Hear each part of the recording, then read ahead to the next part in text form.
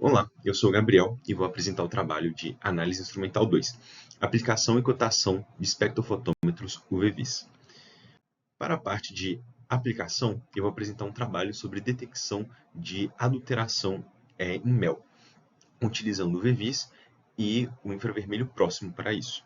O ano de publicação desse artigo foi 2021, ele tem 64 citações e seu fator de impacto é 6,6. O objetivo do trabalho é desenvolver um modelo de calibração multivariada e, a partir desse modelo, é detectar e quantificar a adulteração em mel de acácia utilizando xarope de milho, descrever e prever as propriedades físico-químicas de amostras de mel puro e adulterado. A importância da análise é combater a fraude econômica, já que o mel é um produto caro, então existe essa questão do mercado em querer acabar com essa adulteração, né? A limitação dos métodos atuais de análise, que nem eu falei, a necessidade do mercado, e a vantagem da espectroscopia sobre os métodos utilizados atualmente. Os instrumentos utilizados, foi utilizado o espectrofotômetro UV-Vis da Biocron, o Libre S12, e para o infravermelho próximo, o NIR 128L. O método de amostragem e adulteração foi feito da seguinte forma: foi montado 135, foi feita, né, 135 amostras, partindo de 10% a 90% massa-massa de mel e xarope de milho.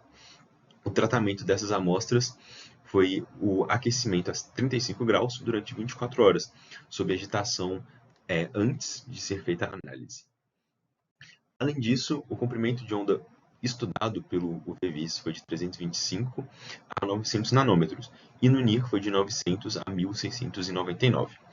Para a calibração da análise, a parte do referencial químico, foi feita a diluição em água de 30 gramas da nossa amostra em 100 ml, para obter os fenólicos totais, e a diluição também em água de 2 gramas para 8 ml de água, para obter os valores da condutividade.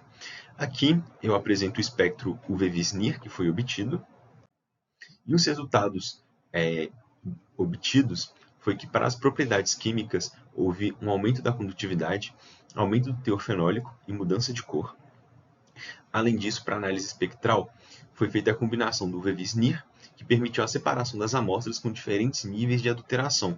Então aqui é possível ver que pela análise do PCA dos componentes principais, foi obtido os componentes principais do espectro obtido, é possível ver essa diferença em cada ponto para cada amostra adulterada. E as conclusões foi que na espectroscopia UV-Vis e NIR, acopladas, a quimiometria tem um alto potencial para controle de qualidade do mel. Além, eu não trouxe aqui os detalhes, pois é uma parte muito mais computacional, mas os modelos feitos, o modelo PLS e o modelo ANN, que foram desenvolvidos, eles foram dados como eficientes para a triagem da qualidade e autenticidade, e eles forneceram previsões precisas e simultâneas da propriedade do mel. Agora, falando sobre a parte da cotação. Foi cotado dois instrumentos, o da Perkin-Elmer, que é o Lambda 365 espectrofotômetro UV Express, e o da Ocean Optics, que é o SR4UV 240-25. O da Perkin-Elmer, ele tem as seguintes especificações. Ele tem a comunicação de USB, Wire TCP, Wi-Fi. O método dele é um feixe duplo no espaço. A faixa do comprimento de onda é 190 a 1100 nanômetros. Seu detector é um fotodiodo de silicone. A velocidade de análise é de 7,5 a 12.000 nanômetros por minuto. Ele tem uma fonte de deutério e tungstênio. O seu peso é 23 kg e é um compartimento de amostra meio padrão, assim. E aqui está a cotação dele atualizada. Ele tem um valor de 15 mil dólares e a cotação em reais no mercado nacional, aplicado os impostos, você vai achar ele por 113 mil. E já por importação direta, você consegue encontrar ele por 90 mil, fazendo uma economia ali por volta de 20 mil reais. Já da Ocean Optics, ele é um instrumento um pouco diferente, ele é um instrumento modular. Então eu consigo, ele é um instrumento pequeno, que muito bem utilizado caso você queira fazer uma análise em campo, e ele é um instrumento modular, então eu posso alterar o seu compartimento de amostra, eu posso alterar a sua fonte, sendo assim eu posso utilizar uma fonte UV, como eu poderia utilizar uma fonte NIR também. Dessa forma, a sua comunicação, suas especificações, sua comunicação é via USB, RS-232 e Ethernet.